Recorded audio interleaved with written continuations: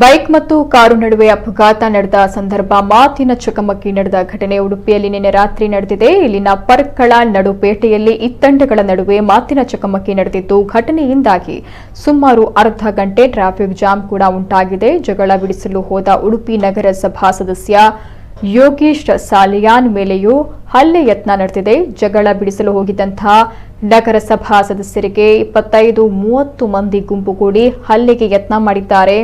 ಇನ್ನು Manipal MIT bus stop ಬಳಿ ಬರುವಾಗ ನಗರಸಭಾ ಸದಸ್ಯನ ಬೈಕ್ ಅಡ್ಡ ಹಾಕಿ ಹಲ್ಲೆಗೆ ಯತ್ನ ಮಾಡಲಾಗಿದೆ.